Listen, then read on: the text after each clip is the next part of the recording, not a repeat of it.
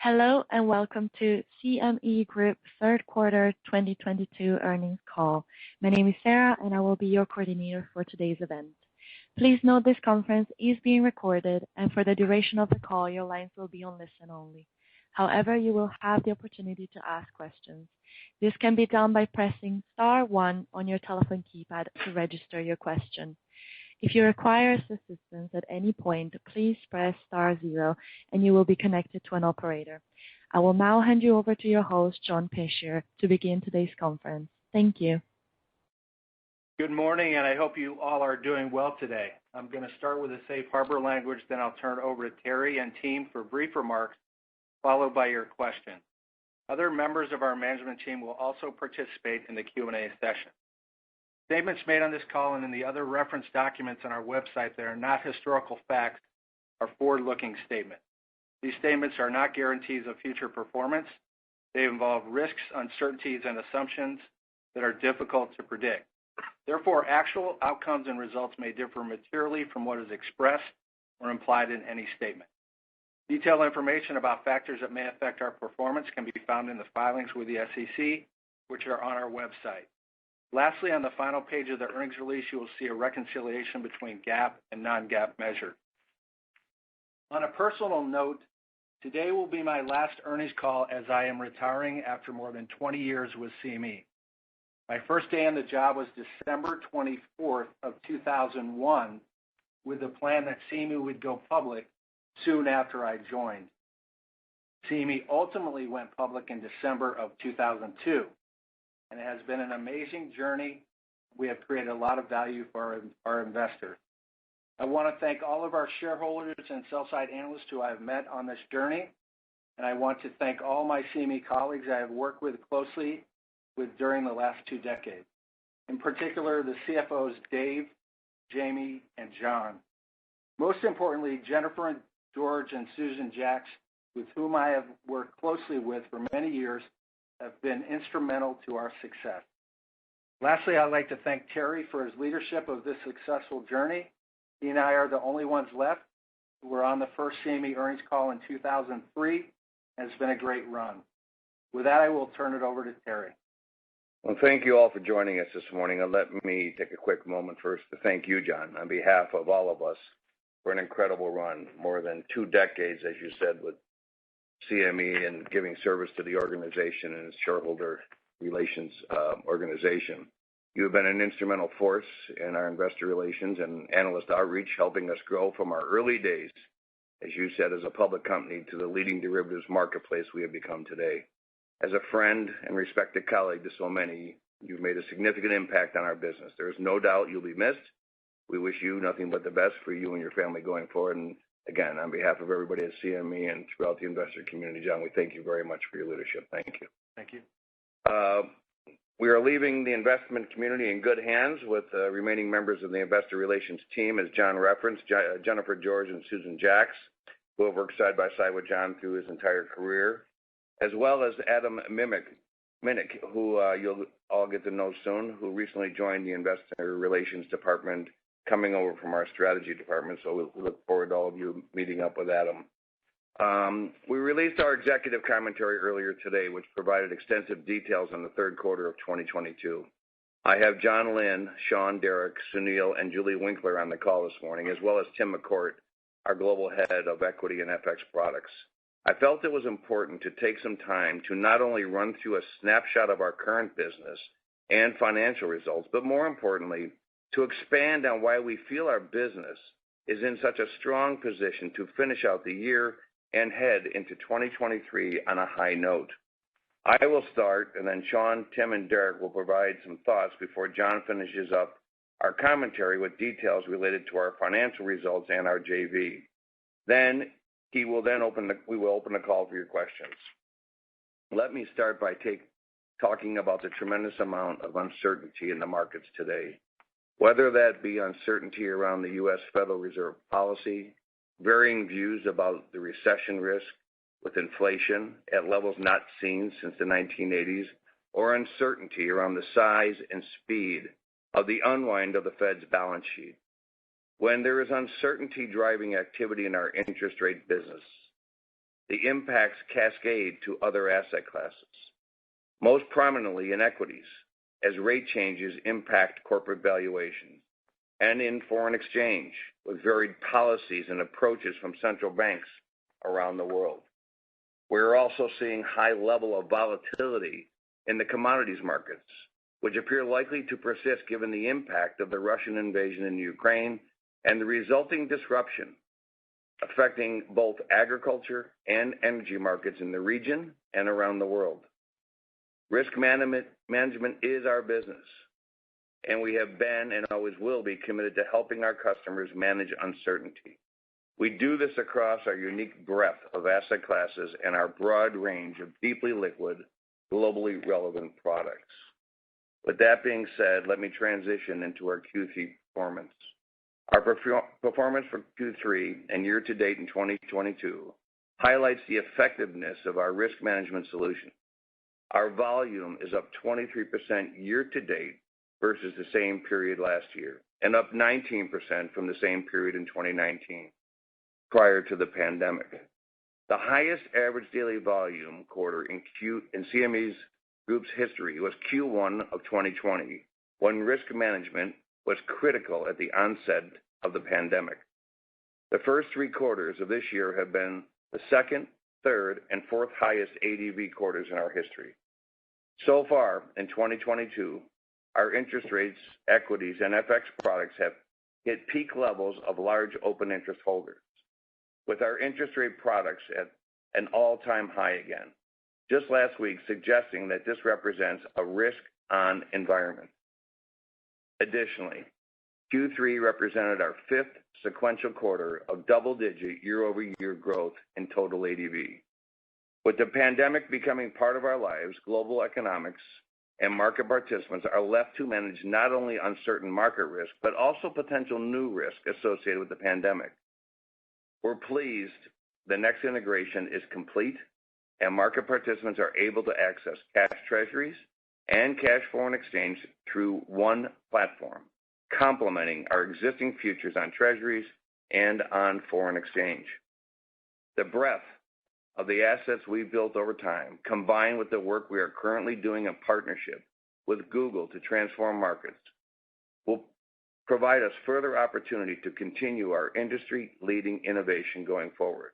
And we are 100% focused on growing in the short term while also positioning the business for long-term sustained growth. I'll now turn it over to Sean and then Tim and Derek to dig into more detail around these themes. Thanks, Terry. With the return of interest rate volatility and central bank activity, we've seen strong year-over-year growth in our fixed income businesses. Interest rate futures and options ADV were up 28% in Q3, and we've now delivered 6 consecutive double-digit year-over-year ADV growth quarters for the asset class. The tailwinds Terry described should continue moving through 2023. Every FOMC meeting is in play, and with high and uncertain inflation, every jobs report and every consumer price index reading is important. You could see this very clearly with the 34 million contracts trading on a single day on October 13th, following the latest CPI release. And the uncertainty here could remain for years, as inflation ratings for rent and shelter tend to lag the real economy by up to 18 months. These factors have led to significant trading volumes in our short-term interest rate complex, with volumes up 45% through the first 3 quarters. During this time, we have progressed the Eurodollar to SOFR migration, with SOFR futures and options both now trading more contracts per day than their Eurodollar counterparts, reaching a record 5.9 million SOFR contracts traded on October 13th. Lastly, our ARC-endorsed term SOFR benchmark has already been licensed to over 1,700 firms in 83 different countries and has been referenced in over 2.8 trillion of loans and OTC derivatives. On the long end of the curve, we saw double-digit ADV growth in both Q2 and Q3 in Treasury futures and Treasury options have had particular strength with 21% growth in Q3. The tailwinds from Fed balance sheet reduction and inflation are becoming larger and have the potential to be long-lasting due to the huge increase in government debt. And As Terry mentioned, uncertainty in monetary policy then drives uncertainty in other asset classes. I'll turn it over to Tim to speak to this very point. Thanks, Sean, and it's a pleasure to be on the call today. Allow me to start with the strength of our equity index business, where our deep and liquid markets offer access to the most important global benchmark indices on one platform around the clock. This strong foundation positioned us well in 2022 as interest rate expectations have led to equity valuation adjustments and an increased need for risk management. The first 3 quarters of this year were the first, second, and third highest ADV quarters on record respectively for overall equity index ADV as well as equity index options ADV. Year to date through Q3, total ADV has increased 44% and options ADV has increased 74% compared with the same time frame of last year. It is important to note that our growth is driven not only by volatility, but also by product innovation. One of our most successful innovations was the launch of our Micro E-mini products in 2019. We view the micros as a useful tool to continue to attract new international and U.S.-based customers given the smaller contract size and the lower upfront financial commitment. Due to the premium price point on a risk equivalent basis, the 3.2 million micro equity contracts that trade per day add the revenue equivalent of approximately 1 million E-mini contracts despite being 1/10 the notional size. We've also introduced a suite of products that bring traditional OTC functionality to CME, such as basis traded index close, adjusted interest rate total return futures, sector futures, dividend futures, equity option blocks, and most recently, derived block functionality. These OTC alternative products meet customers' need under the uncleared margin rules while benefiting from the capital efficiency afforded by our equities franchise. These premium products command fees of 3 to 4 times that of standard equity rates and added approximately 160,000 contracts per day in the third quarter. Now I will turn to FX, which has certainly come alive following an extended period of historic low volatility, with the third quarter FX ADV up 41% year over year. Similar to equities, we have introduced innovations in our FX business during the low volatility period, and we are now harvesting those investments. We've changed minimum price increments, built out emerging market currencies, introduced OTC alternative like FX Link, added EBS cash markets, and created tools and analytics that show the efficiencies of trading FX at CME. These innovations position us well to continue to benefit from the volatility in the currency markets as the disparate interest rate approaches of the global central banks continue to flow through to the foreign exchange market. Derek will now address the trends in our commodities, options, and international businesses. Thanks, Tim. While our energy business, which has been impacted by temporary market dislocations, was the only asset class that was down in Q3, we like our long-term structural positives for our U.S. energy benchmarks, including WTI crude oil, refined products, and Henry Hub natural gas. The U.S. is producing nearly 12 million barrels of oil a day and exporting record levels of crude and refined products. The U.S. is the marginal supplier of crude oil to Europe and Asia, which positions WTI and our refined product benchmarks well for the long term, beyond the current supply and price dislocations.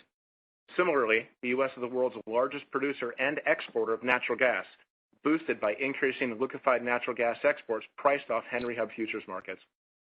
Additional LNG facilities are coming online in the U.S. in the medium term, which further bolsters Henry Hub as the benchmark for the global natural gas market for decades to come.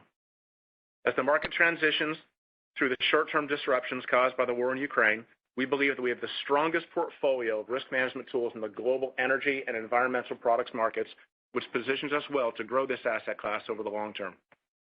In agricultural products, CME's markets serve as the benchmarks for global price discovery in grains, oilseeds, livestock, dairy, and lumber.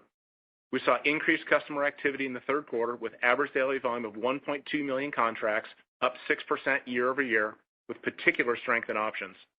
Buy-side and bank customers are our strongest performing client segments this year, and our strongest global growth is coming from Latin America. Turning to metals, third quarter average daily volume increased 4% to 498,000 contracts, led by a 20% growth in September.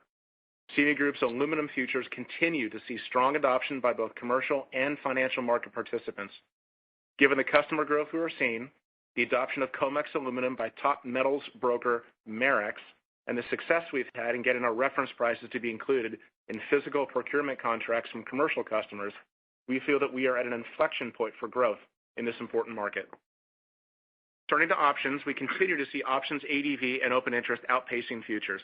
Terry spoke earlier about the high levels of uncertainty in the world today, and options are a powerful tool for helping our global customers to manage risk in that environment and can be a more cost-effective means for getting exposure since only the option premium is included.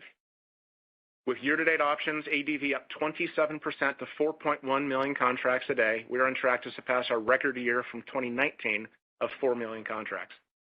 Finally, our international business continues to generate record volumes.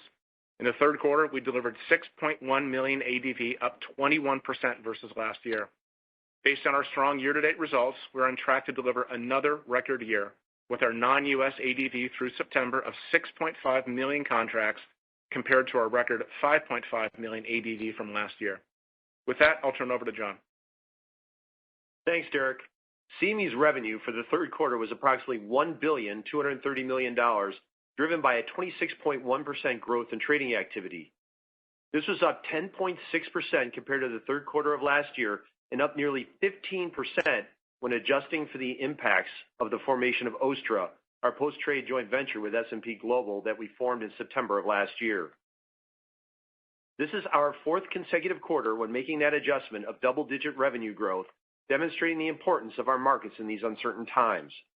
Market data revenue was again a record during the quarter, up 6% compared to a year ago to $154 million, reflecting the strong need for the information our markets produce.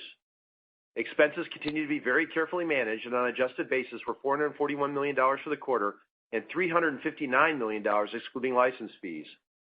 Our efforts towards moving to the cloud progressed as expected, and we are nearing the completion of the initial foundational work necessary to migrate our applications. Year to date, we spent approximately $21 million in incremental cash costs towards that effort and expect to end the year at approximately $30 million and within our first year guidance for that project. On a year-to-date adjusted basis, excluding our Google spend, license fees, and the impacts of the formation of OSTTRA, our revenues were up 13% and our expenses were only up 3%. We continue to manage our capital expenditures effectively and with an eye towards our move to the cloud. As a result, we are lowering our CapEx guidance to $100 million. For the quarter, our capital expenditures were approximately $20 million. Our joint ventures and investments continue to produce meaningful results for CME Group. Year to date, on an adjusted basis, these investments have contributed $272.5 million, or close to 10% of our pre-tax income this year. In addition to the earnings they contribute, their strategic importance continues to play out. The OSTTRA joint venture is capturing synergies through the combination of our post-trade businesses with that of S&P Global. This creates the leader in the space and has the scope and scale for long-term growth. Our S&P Dow Jones Indices joint venture has delivered 14% average annual earnings growth since the first full year of inception in 2013. Strategically, the exclusive rights to the indices that we have secured through our ownership of the joint venture underpins over 20% of the overall futures contracts traded at CME Group and creates significant capital efficiencies across our equity complex, making us the global destination for equity futures. We also benefit from the trading of products licensed by the joint venture to other exchanges and from the continued move from active to passive investing. These joint ventures and other investments that we've made continue to position CME well strategically and financially.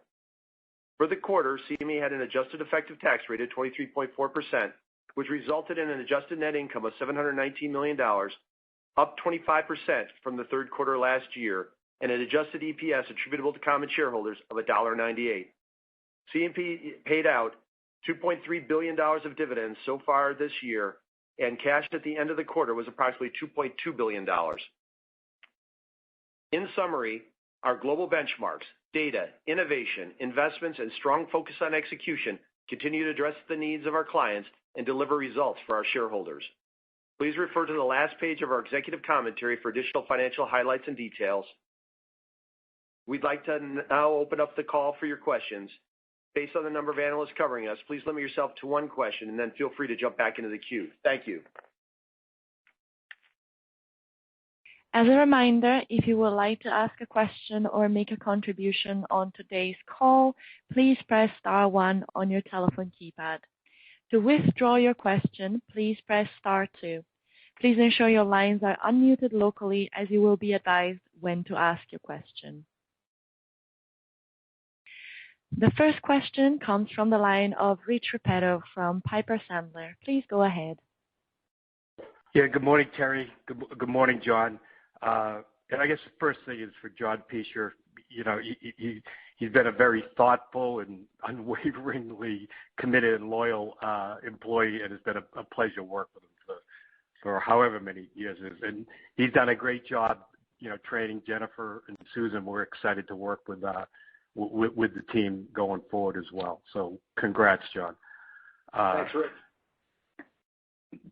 Terry, I guess my one question would be, the media reported, you know, I think within the last month or so, that you applied for an FCM license or tried to obtain an FCM license through the CFTC. And I was just trying to understand what was the purpose of the rationale behind doing that.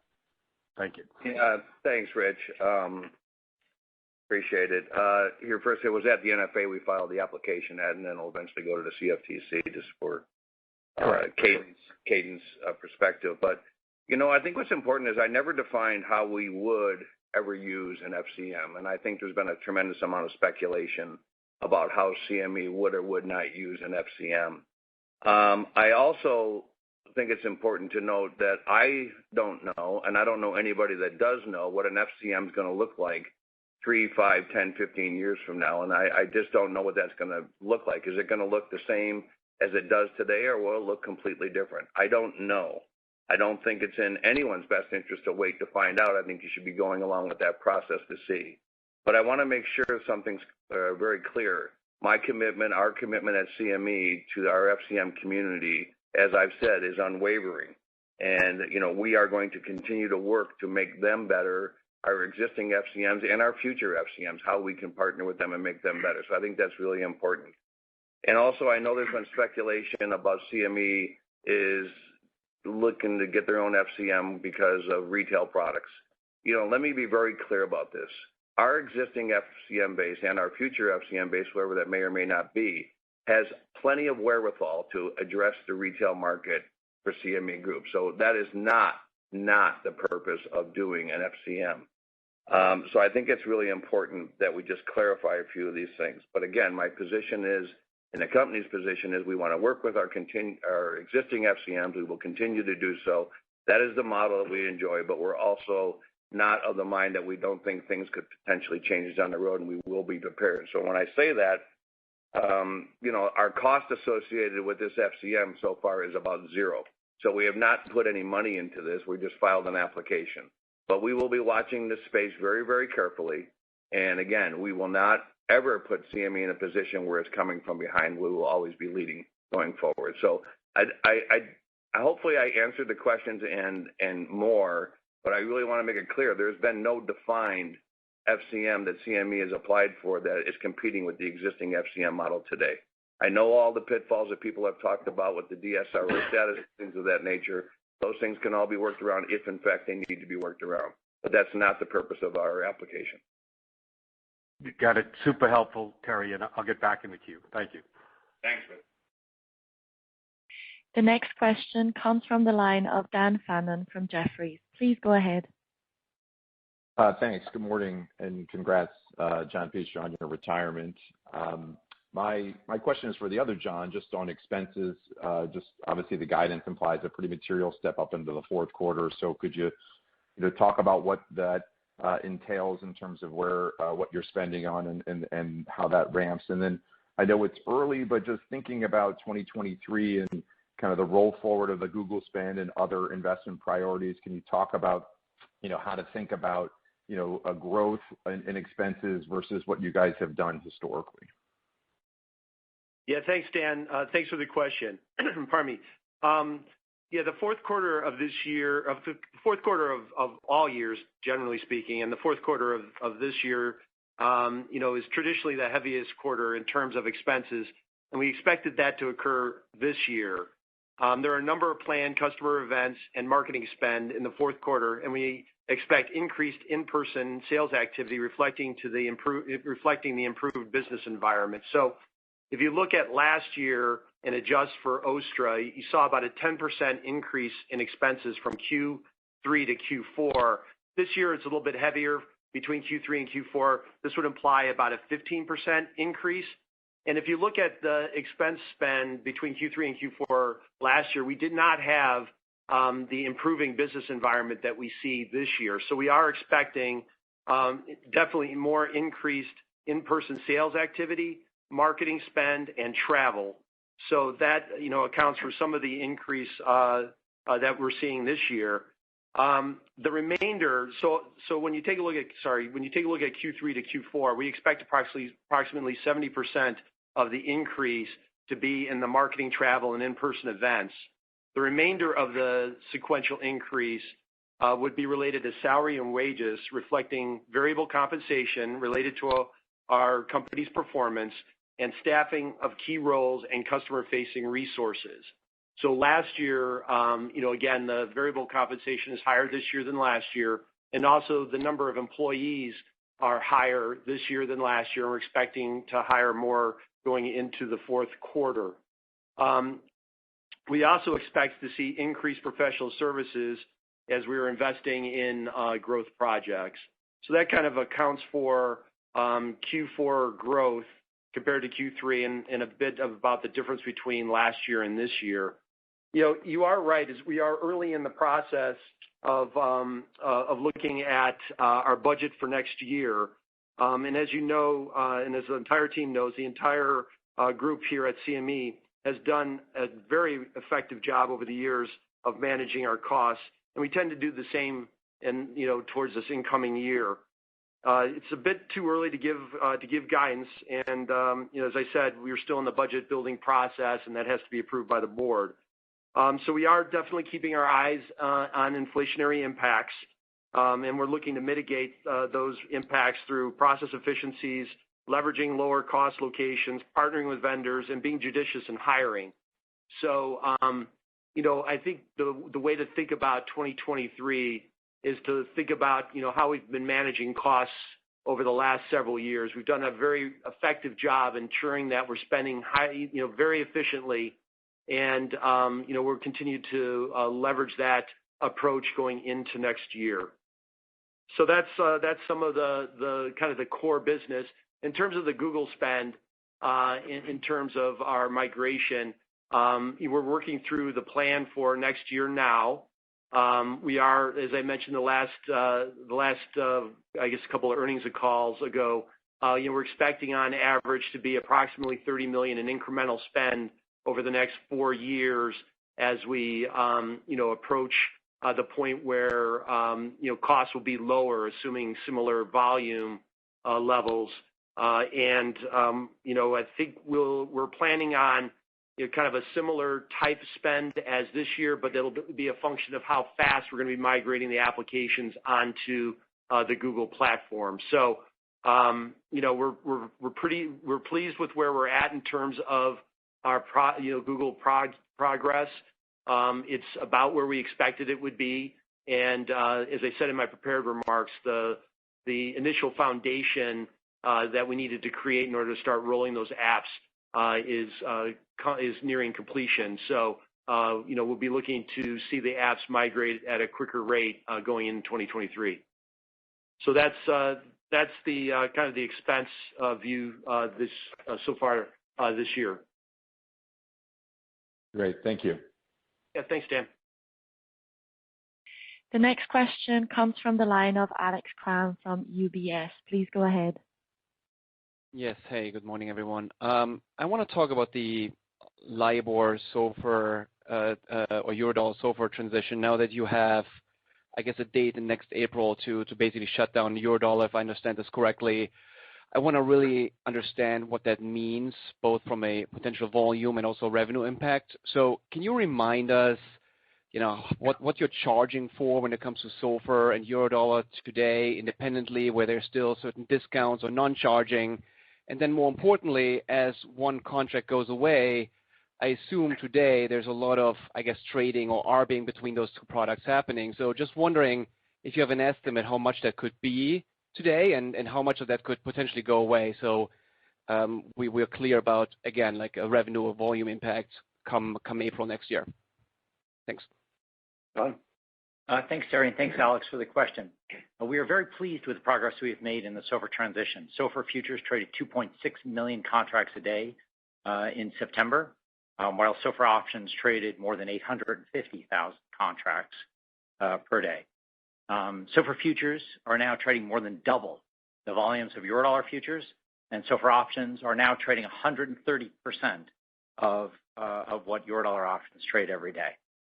SOFR futures now have more than 8 million contracts in open interest, or 98.5% of Eurodollar futures, and SOFR options have reached 15 million contracts open interest, or 70% of Eurodollar options. In terms of RPC, as you know, in June, July, and August, we executed our SOFR First for Options initiative, which had very strong support from U.S. and U.K. regulators as well as from our customers. On the back of that, we've achieved the incredibly strong growth that you've seen. That program, in terms of SOFR First for Options, was completed at the end of August. That program had, first of all, fee waivers for all participants for June, July, and August, and secondly, significantly enhanced incentives to create liquidity in order to build the same ecosystem and to have as much liquidity and efficiency in that marketplace as the marketplace has enjoyed in Eurodollar futures and options. We have now achieved very much of what we needed to there. And with that, as I said, we did remove those fee waivers at the end of August, and we did decrease the overall incentives to market participants. As you know, incentives are important to ensure that we have liquidity for all participants, and our Eurodollar futures have had incentives historically and continue to have incentives. So we do expect that the incentives that are required for Eurodollar futures and options will be required in the longer run for SOFR futures and options. We do expect, however, that we will be able to continue to decrease the incentives, the extra incentives above what we've had for Eurodollar futures and options in the coming months. So we think we're in a very good place. We think we're on a very good path. We are following our plan. And overall, I think we're in a good place. Alex, let me just, it's Terry Duffy, let me add to what Sean said, because one of the parts of your question that we didn't answer is on the ARB between Eurodollars and SOFR. You have to remember what Sean said, I said, and others did, a year and a half, 2 years ago, and subsequently every quarter going forward, is that we were at an extreme benefit to have both these contracts listed at CME, and we did see a lot of trading going back and forth between the two, but the objective and the goal was to have that ARB end up in the SOFR products, knowing full well that the LIBOR was going to be discontinued. So I think when you look at the ARB, you will have to look at it in a success rate of ARBing from Eurodollars into the SOFR, which Sean gave you the statistics, which are now larger than the Eurodollars. So Sean? Yeah, I apologize for not answering that part of the question. Thank you, Terry. So the intercommodity spreads between the two products are running between 250 and 350,000 contracts a day to make it perfectly quantitative. Yeah. So hopefully that gives you a little bit more insight. You know, all along that was our strategy as the incumbent of the Eurodollars, is to move it into the SOFR, and we successfully did that. Yep. No, that's great. Great numbers there. Thank you.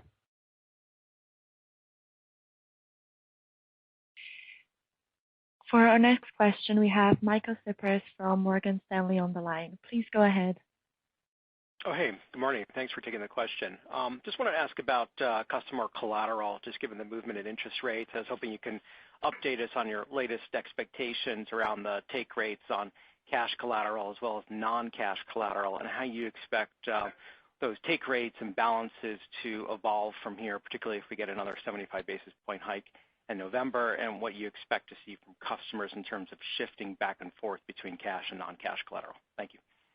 Thanks, Michael. I'll let John go ahead and answer that, and I might jump in as well. Yeah, thanks, Michael. Let's take a look at our collateral earnings in its totality. So, first in the non-operating section of our income statement, we've got earnings on cash held by clients at the clearinghouse and that was up $14 million sequentially. Average cash balances were lower by $27.5 billion to $117.5 billion, and that was more than offset by higher returns, which were 29 basis points for the quarter, an increase of 9 basis points. The last 2 rate hikes were passed on to our clients, which helped lessen the reduction in those balances. So looking in our other revenue section of our income statement, custody revenue was up $9 million, driven primarily by an increase in average non-cash collateral balances held by our clients in the clearinghouse and a fee increase on those balances from 5 basis points to 7 basis points. Balances eligibly charged to a fee increased from an average of $81 billion in Q2 to $95 billion in Q3. So we had a sequential increase in non-cash collateral earnings of $9 million, which is in the revenue line, and an increase of $14 million sequentially on cash, and that's in the non-operating section of our income statement, for a total of a $23 million sequential increase in earnings on collateral. So let's take a look at what is going on in the fourth quarter so far. So average cash balances through October 24th were $117.8 billion, so roughly flat with the average for Q3. And we had an ending balance of cash of $110 billion on October 24th. Non-cash collateral, which is subject to fees, again, there's other non-cash collateral which we don't earn fees on, but the non-cash collateral subject to fees average for October so far through the 24th was $90.3 billion with an ending balance of $95.6 billion. So that gives you an idea of what happened for the quarter and how those balances are trending for the fourth quarter so far. So in terms of what happens going forward, there's a number of factors that play into that. First is the total amount of collateral that needs to be put up at the clearinghouse, which is subject to the types of trading and the risk management required for that trading. So that determines the total size of the amount of collateral that's put up. And then clients will have a certain amount of cash and non-cash collateral that they need just to run their business. So they'll put that up depending on what they have on hand. And to the extent they can optimize their portfolio, they will put up that instrument that yields the highest return. So they'll look at the amount of cash the amount of return they can get on cash they put up at the clearinghouse versus other instruments that they could put up at the clearinghouse. Now, what we've done over the last several rate hikes is that we've maintained a minus 25 basis point spread versus what the Fed has moved. And, I think that's proven to be effective to maintain the balances that we've been able to maintain so far. But, it's really going to be a function of what their businesses require and how they optimize their portfolio. Great. Thank you. Thank you. Thanks for your question, Mike. Our next question comes from the line of Brian Bedell from Deutsche Bank. Please go ahead.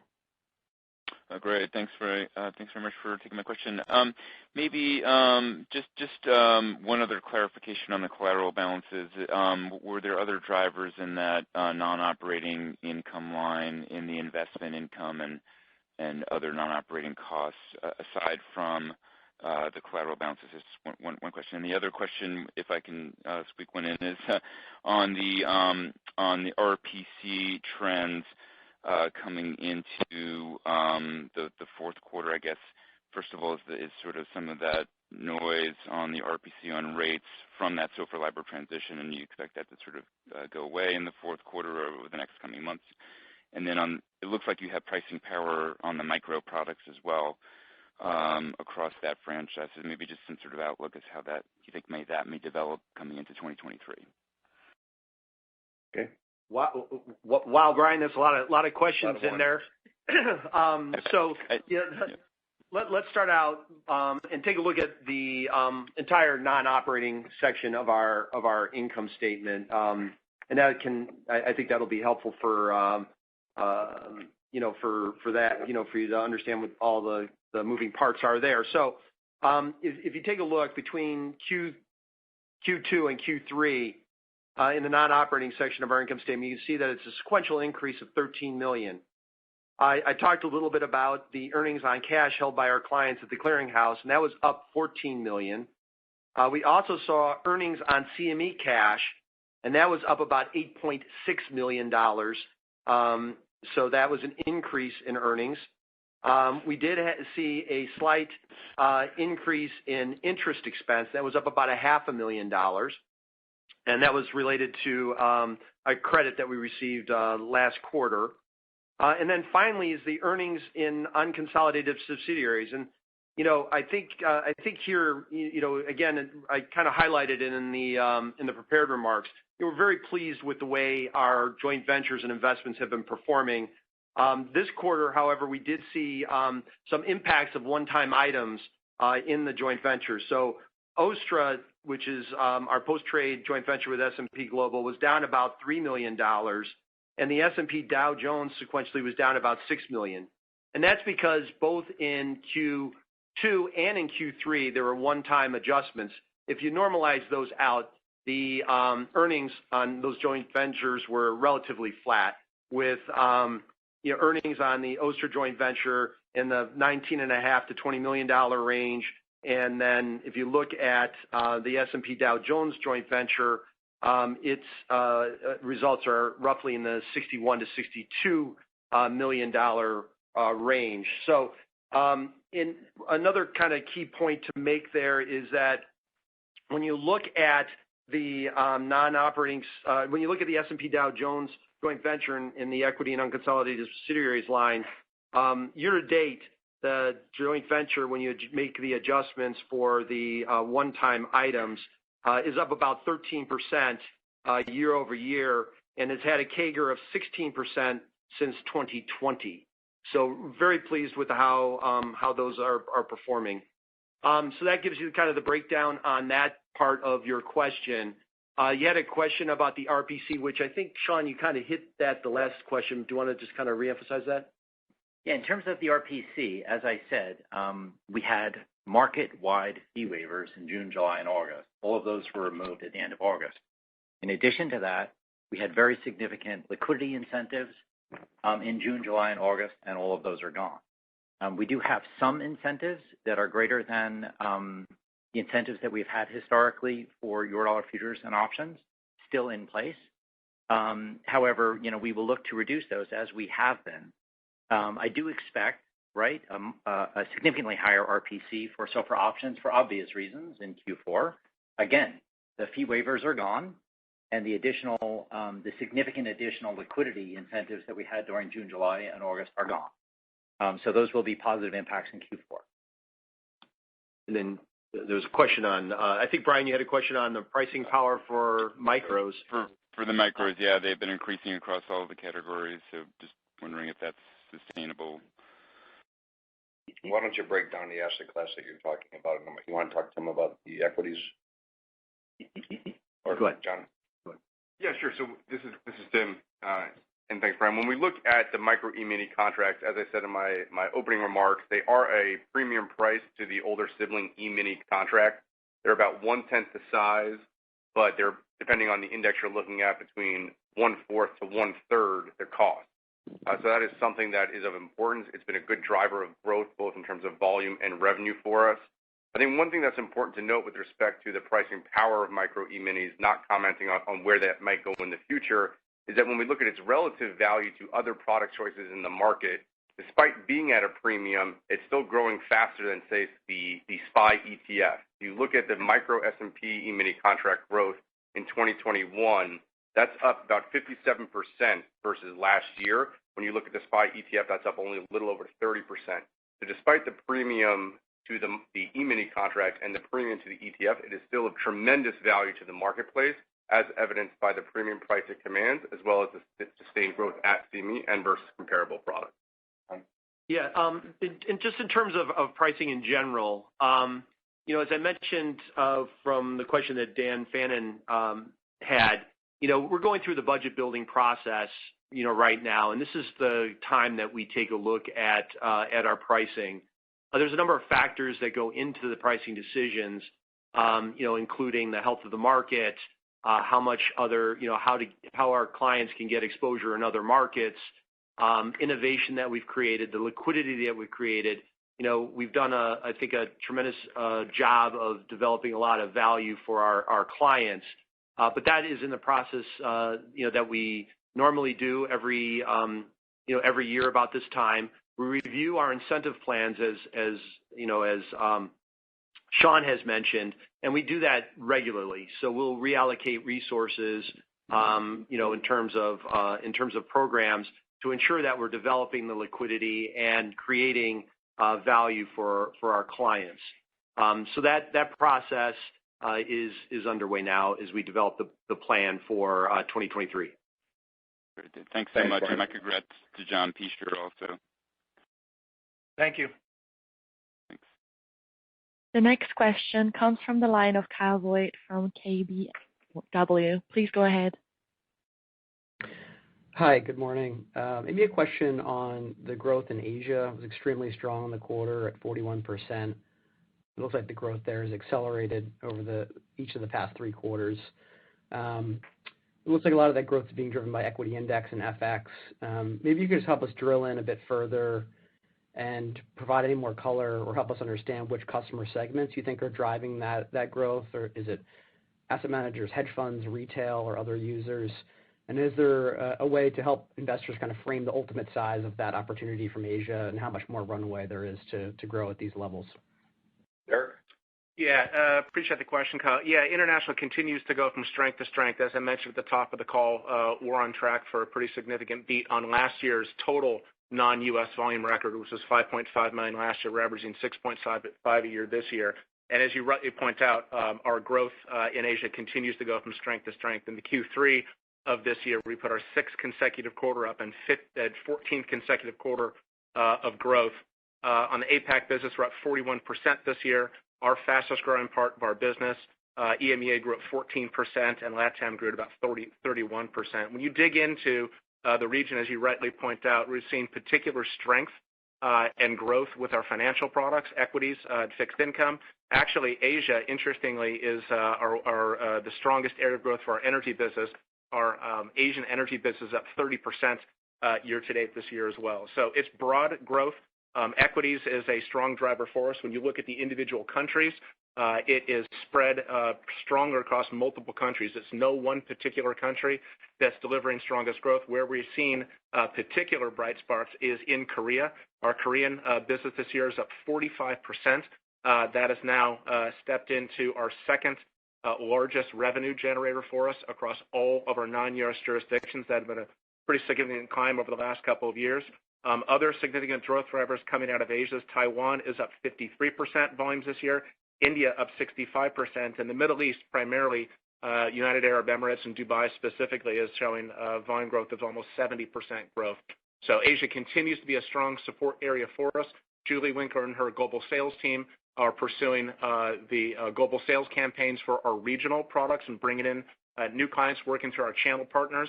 Retail is a big part of that story and the micro story. And I said that's a strong part of the energy growth there as well. So hopefully that gave you some color on what we're seeing, and we think that we're probably early innings of the client penetration in Asia as well going forward. So Kyle, and I know the other analysts know this as well, Derek has now taken over the international business over the last several months. He has restructured the division, and he has actually been globetrotting around and being a customer-facing participant as a managing team member. So I think that's added a lot to the success of the international businesses, putting a face with the name and a name with the face, whatever you like to say. But it's been really important for us to get back out there. We've been stressing this. John reflected some of the cost in our numbers, but we are back in front of clients all over the world, and Derek's done a really good job at that and heading up the new international. Okay? And I think the numbers are reflecting it. So thank you for your question. Yep, thank you. Our next question comes from the line of Alex Blostein from Goldman Sachs. Please go ahead. Great. Good morning. Thanks for taking the question. I was hoping we could zone in on sort of what are some of the dynamics in cash fixed income markets. We've seen volumes relatively slow there, especially in light of the volatility we've seen in the marketplace broadly, and CME's revenue, I guess, on the kind of former Next business have also been trending a little bit slower. So, any color you could provide in terms of the look through to clients, who's doing better, who's doing worse, and what do you think ultimately needs to happen to get this market going a little bit more? Is QT the catalyst, or as long as vol as high as it is, there's just muted activity? Sean, you want to go ahead and address that? Sure. Thanks very much for the question, Alex. If you look at our BrokerTec U.S. Treasury volumes, they're up 11% year-over-year, year-to-date. That is very similar to our Treasury futures complex. So BrokerTec U.S. Treasuries and CME's Treasury futures, the most liquid Treasury instrument available on the planet, are growing at similar levels. If you look at the BrokerTec business in a bit more detail, U.S. repo is up 21% year-over-year, and European repo is up 17% year-over-year. So our U.S. repo business and our European repo business are on track for all-time record years. Some of the initiatives that we have been engaged in relative to the post-migration of BrokerTec to Globex have also seen some good success.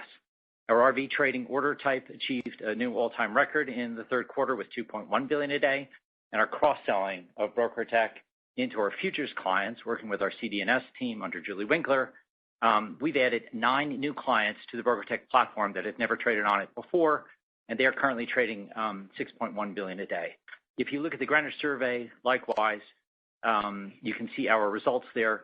But year-over-year in September, we saw a significant increase in market share relative to the alternative marketplaces. In terms of go forward for the Treasury market, as we said in our opening remarks, inflation obviously is at the highest level in 40 years and is very volatile. You've also only just begun to see the Federal Reserve reduce its balance sheet. The Federal Reserve to date has only reduced its balance sheet by about $200 billion. If you look at their expectations for reduction in balance sheet for next year at $95 billion a month, that would mean more than $1 trillion in reduction in that Fed balance sheet next year relative to the $200 billion that we've seen so far. So in terms of the BrokerTec business doing well, post-migration, new initiatives getting good traction. We also are investing in further analytics. We're also investing in a direct streaming platform, leveraging the technology that we built for EBS. So reusing that technology a second time for a new business. So overall, I think that that the increased deficits of the U.S. government, the decreased size of the Fed balance sheet, and the high level of inflation should be a tailwind for that business for years to come. Okay, thanks. Thanks, Alex. The next question comes from the line of Gautam Sawant from Credit Suisse. Please go ahead. Good morning, and thank you for taking my question. I just had 2 follow-ups here. One was just on the commentary around the interest rates complex. Given the types of trading and risk management strategies you're seeing right now with the rising short-term rates, can you speak to the types of trading strategies or changes in client behavior that could translate into activity migrating from the short end of the curve to maybe the medium and longer term products? Sure. We've seen far stronger growth in the short end, as we mentioned, with every single Fed meeting in play. We've also seen very strong growth in our SOFR futures and options. At the long end, we have seen double-digit growth, although at a slower pace. We do expect, as I said already, with the reduction in the size of the Fed balance sheet and the expected $1 trillion deficits, as far as the eye can see from the Congressional Budget Office, that long end will have a tailwind for market participants as we move forward.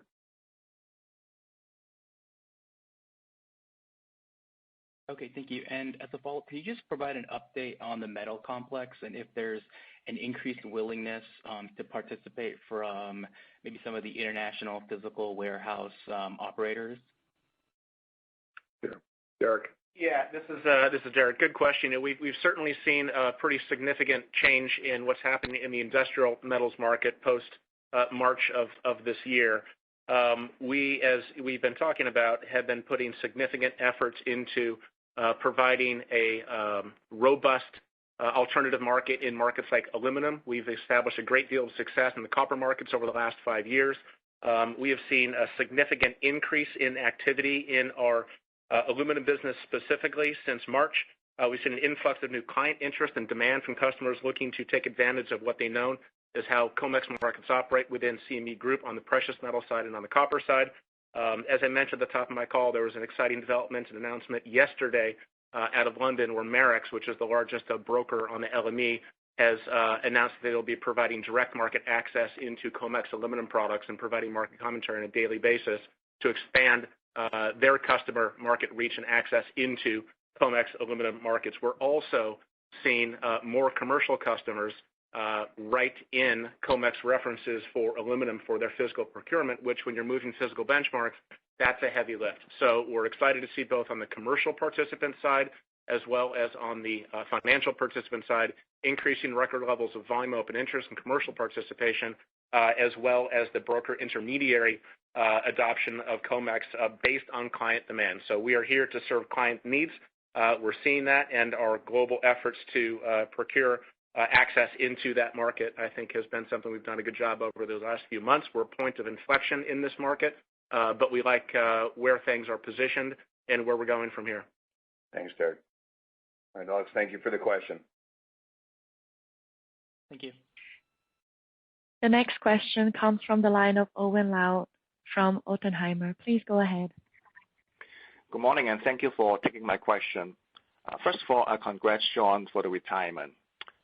So in terms of capital return, given the amount of cash you have on your balance sheet and also the leverage, how do you think about variable dividend this year? Also for valuation, given where your share is trading at compared to historical level, how would you think about share buybacks as well? Thank you. On our variable, I'm going to let John and Lynn comment a little bit here, but on our variable, obviously we meet with our board and our finance committee. We walk through a process and make a determination, and we look at, obviously certain factors in the market, what we see coming. So we will be getting that information coming out the end of the year, beginning of next. Yeah, generally early December. Early December. Okay, so we got a little time on that one yet, so we're not going to commit to where we're at on that yet. We are still finalizing that process. Yeah. Lynn? So I guess I would just add that, the structure we have has been in place since 2012. We've returned over $18.8 billion to shareholders through dividends since that time. We do like the transparency of the approach, and we think it has served us well. But as Terry said, this policy is something we review regularly with our finance committee of the board, and we'll continue to do that going forward. Got it. Thank you very much. Thanks, Owen. The next question comes from the line of Chris Allen from Citi. Please go ahead. Morning, everyone, and congrats, Mr. Peacher. I hope you play a lot of golf in the future. I hope I get to play with you, Chris. Thank you. Hopefully no caddies lighted any fires this time. I just wanted to ask about basically getting back to the rates market and revisiting some of the questions already asked. We're seeing consistent headlines on liquidity issues in U.S. Treasuries, seem to be exacerbated by high volatility levels. And there's a cautious outlook when you talk to players in the Treasury complex and also the swaptions markets, for example, moving forward. So I'm just trying to reconcile that with you're seeing a record large open interest holders in rates right now. I've always seen a very good trajectory in rates. So maybe help us understand how you're thinking about potential liquidity issues and volatility issues in the cash markets and other OTC markets, and how that's impacting you or it's not impacting, particularly the Treasury complex on the future side moving forward. John? Yeah, thanks for the question, Chris. A really good one. If you look at the 10-year notes, as of a week ago, we had the fastest increase in U.S. 10-year note yields over the previous 12 weeks since 1987. So the level of volatility and the speed with which rates are trading, we have not seen in more than 35 years. Given that, whenever you have much greater volatility, it makes sense for market participants to reduce what they are trading, right, in terms of the size. So in terms of prudent risk management for our customers, there is a tendency to lower the amount of liquidity that they are willing to give at any individual price level.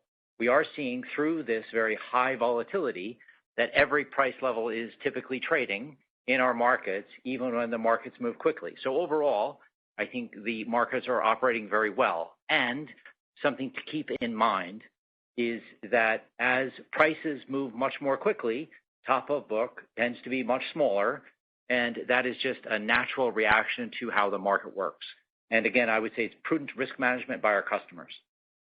Yes, I would also say this has had to be the most telecast liquidity potential drop that we've ever seen. When you have the Fed raising, 0.75% at a clip, and also them talking about bringing down their balance sheet at the exact same time. People expected liquidity to maybe be a little bit disruptive, but I think they priced, to Sean's point, priced that into their activity. So I think this is different than when we saw in 2018 when they had to step in to add some liquidity. So I think this has been fairly well telecasted about what's happening with the liquidity situation, and participants have priced it in. So the volatility is going to be there. We know that, and we think we benefit from it. And do you guys think about this as kind of a temporary situation, that a volatility will eventually settle down and be a positive catalyst moving forward? I won't speak for Sean, but when he referenced some of the numbers that could go out for years to come, you're at $31 trillion on the debt and rising. You have a whole host of other issues fundamentally associated with not only with the U.S. but globally. I don't think this is a one and done deal, so this could be around for a while. Thanks, guys. Thanks, Chris. The next question comes from the line of Ken Worthington from J.P. Morgan. Please go ahead. Hi, thanks for taking my question. If we dig into open interest after jumping in February from about 100 million contracts to 110, open interest has been stable at about 50 million of futures OI and about 60 million of options OI. What is the outlook, or what is your outlook for open interest over the next 12 months or so? Maybe what asset classes do you think might see the best percentage growth from current levels? And is it ultimately, lower volatility that drives a better OI outlook from here, or might it be something else? Ken, I think that's no crystal ball here by anybody in the room to make that determination of what it could or could not be. It's just like we cannot predict future volumes. We just don't know. There's so many geopolitical factors, pandemic factors, a whole host of issues that could have a reflection on open interest or not. The trade could go up with open interest going down. The trade could go down with open interest going up. Who knows what the ultimate is going to look like? We do believe that the open interest is a function that we keep a very close watch on. Julie Winkler and her team have an internal tool that helps us give guidance to what we think internally the open interest is going to look like. But again, it's very, very difficult to make that prediction, and especially on the asset classes. When you look at some of the asset classes, I guess you would think in fundamentally that the ag should be higher and maybe something else should be lower, or the energy should be higher and something else should be lower, and maybe it's the opposite for that particular time. People do different things at different times, which has a massive reflection on the open interest each and every day. That's obviously why we publish it, so people can see the transparency of it. Derek. Yeah, I think there's probably a bit of a story there relative to the options, Ken. When you actually look at across every single asset class now, on the financial side, it's been a very strong year up across the board. Commodities has struggled on the volume side. When you look at the options versus futures side, it's a story you've heard us continue to tell. Options continue to perform more strongly than our futures. Our futures year to date across the entire franchise are up 21%. Options are up 27%. When you dig into the open interest there, it's even a stronger story. Even in asset classes in commodities where futures volumes are down and open interest is down, you actually see open interest and volumes in options up. For example, when we're seeing energy futures open interest down 24%, energy options open interest is up 6%. So every single asset class, almost regardless of the volume trajectory this year, is seeing open interest gains. I think that's reflective of more people using options more broadly as a bigger part of their portfolio management tools, and that's why it's important that we provide the deepest, most liquid electronic markets in every asset class, and we're seeing growth in futures and options. But just be careful. Don't price in that if the options OI is higher than the futures, that has an effect on the business, because the futures and options open interest can go back and forth for a whole host of reasons, and there's no one particular reason why there'll be more options growth than futures growth, or more futures open interest than options open interest. So please be careful not to hold to that number of growth in options open interest, because it goes back and forth. Great. Thank you very much. Thank you. The next question comes from the line of Craig Siegenthaler from Bank of America. Please go ahead. Hey, good morning, everyone. This is Eli from Craig's team. Thanks for taking my question. Could you discuss the opportunity in front of CME with the mortgage TBA futures? It's definitely a large addressable market, but could you maybe elaborate on the deficiencies with the existing system for hedging, and then maybe discuss how this new product could potentially address those? Thanks. Thanks, Eli. We'll let Sean go ahead and address that market. Yeah, we're as you know, we continuously innovate and continuously launch new products that we see client demand for. In terms of our TBA futures, we are launching them on November 7th. The unique value proposition that we offer here is a distribution to our client set. So many of CME Group's clients do not have access to the TBA market today, and they want to be able to trade the TBA market. So this will allow us to use our distribution channel to have a much wider audience have access to the marketplace than has liquid access to it today. In addition to that, as with any new rates product that we add to our platform, this will offer unique portfolio margining or margin offset opportunities. So you'll be able to trade the TBA futures at a spread to our Treasury futures. If you look in the cash market, TBAs versus cash Treasuries is a very common trade. So the ability to trade the TBA futures versus CME's very liquid Treasury futures, number one. And then secondly, the ability, so wider audience, ability to trade those spreads, last, the portfolio margining, that you can get between the Treasury futures and the TBAs, are all unique value propositions. I don't know. I'm not going to predict. I think new product launches are very difficult to predict, so I will not predict the impact. In addition to that, though, a couple of other things I would mention, as long as you brought it up. We are also launching on October 31st Ester futures. So Ester is the European short-term rate. It is the European equivalent of SOFR. There is no significantly successful Ester future on the market. If you look at the foreign exchange cross-currency swap market today, it is being quoted as a spread between SOFR and Ester. So we are very excited, and we're seeing a lot of demand for Ester futures. We're very excited about how participants then can use our Ester futures at a spread to our SOFR futures in order to manage their short-term interest rate risk, both in the U.S. And Europe, as well as their cross-currency business. In addition to that, we're seeing very strong demand, as I said earlier, out of our repo business. So Ester rates are used heavily in European repo. We're seeing an all-time record year in European repo.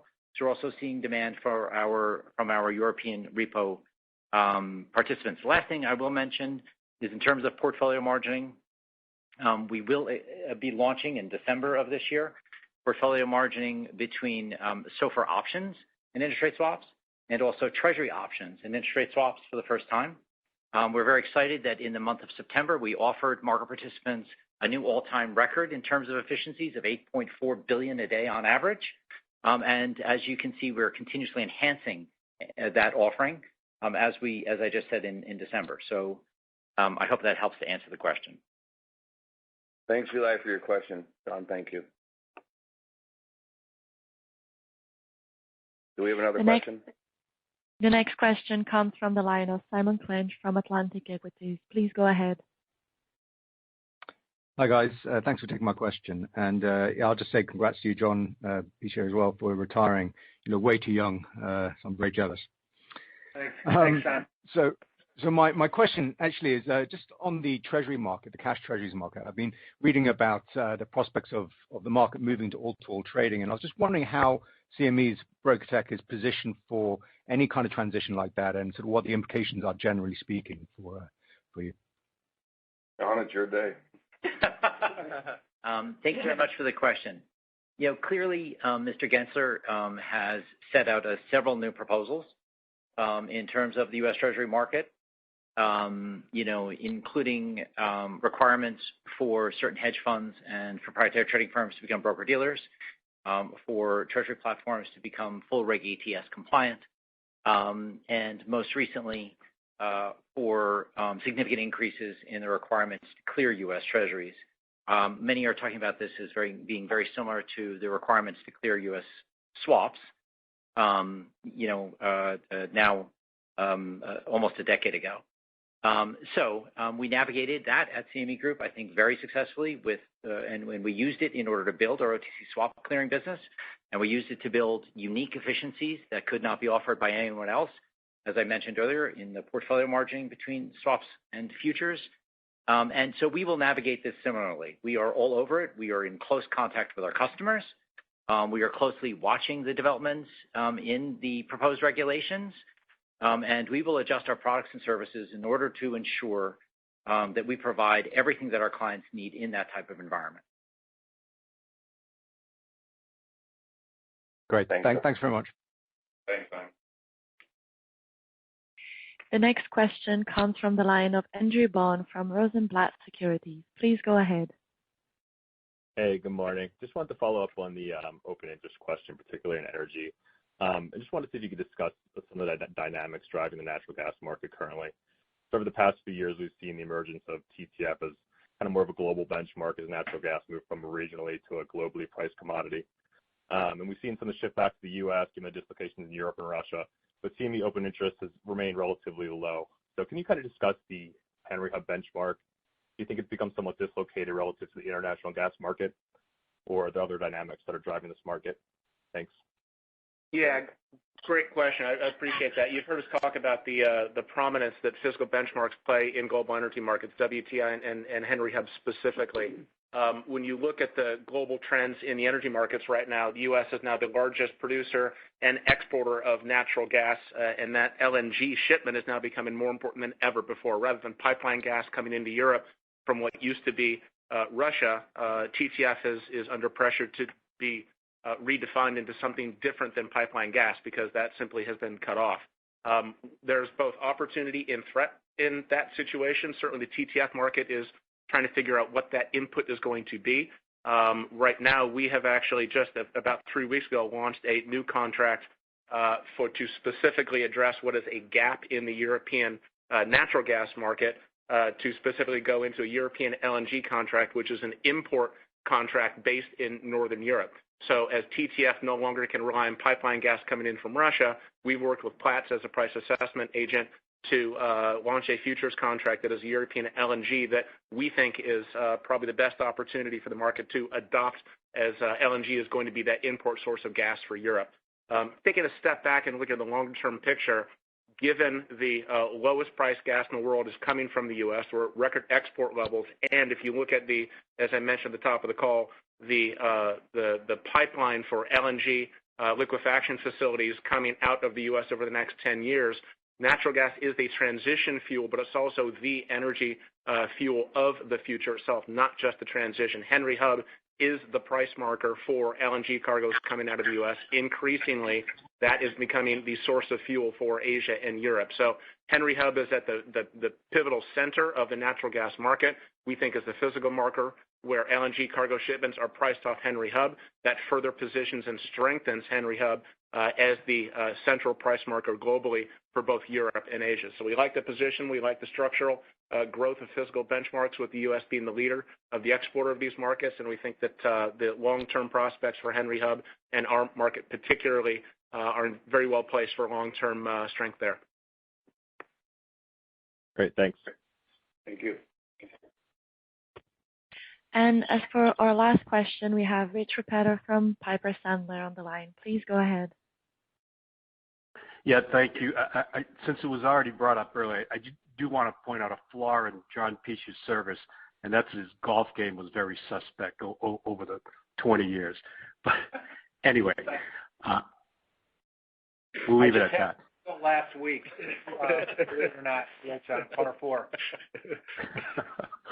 Well, you have more time to work on it, like Chris said. I do have a serious question, though.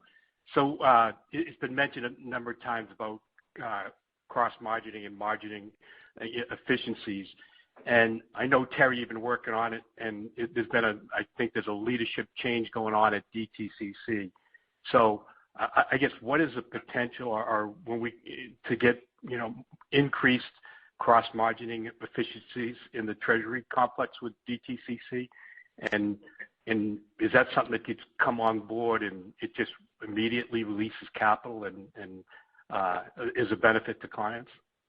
Yeah, Rich, let me make a couple comments about that on the timing, and then I'll let Sunil, who obviously has been living and breathing this for several years when in his former life in the clearing entity, working with DTCC and the regulators.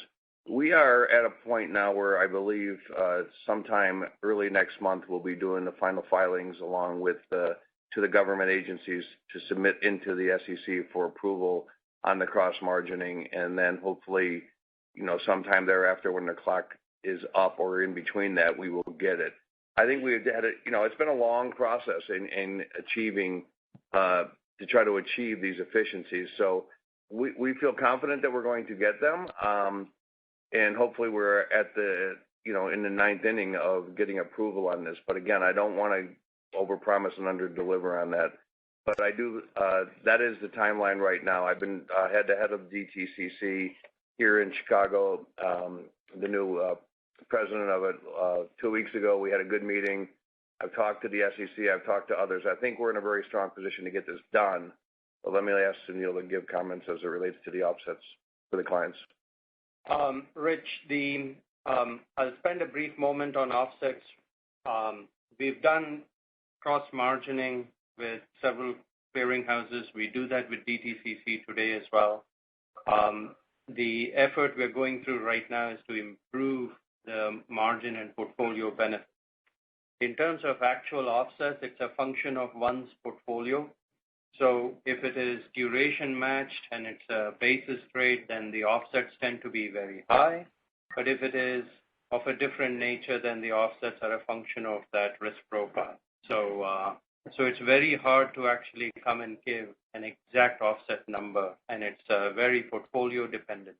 Having said that, the idea here is to give clients who trade both futures and cash products the most capital efficient solution so they can carry their portfolios through time. So that's our objective, and I think we are on our way to actually deliver that. Thanks, Sunil. Got it. Thank you. Thanks, Rich. Thanks, Rich. As there are no further questions, I'll hand the floor back to management for closing remarks. Well, again, thank you sure again, but thank you all for participating in today's call. We appreciate you taking time to listen to us, and we look forward to talking to you soon. Be well. Thank you for joining today's call. You may now disconnect your lines. Hosts, please stay on the line and await